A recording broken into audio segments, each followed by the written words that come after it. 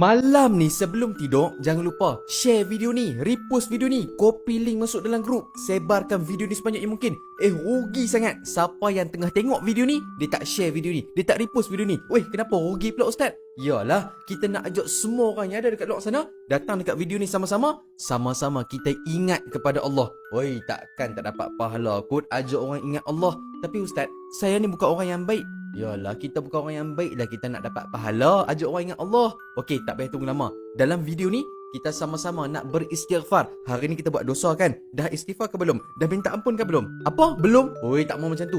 Jom sama-sama kita minta ampun daripada Allah sama-sama nah. 10 kali. Okey, ready? 1, 2, 3. Ikut sama-sama tau.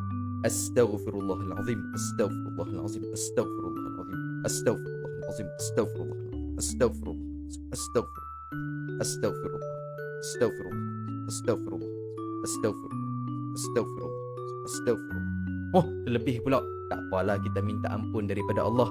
Semoga Allah Ta'ala mengampuni segala dosa kita, segala dosa semua orang yang tengah tengok video ni, ahli keluarga kita dan semua umat Islam. Amin ya rabbal alamin. Jangan lupa share, repost, sebar ke sebanyak yang mungkin.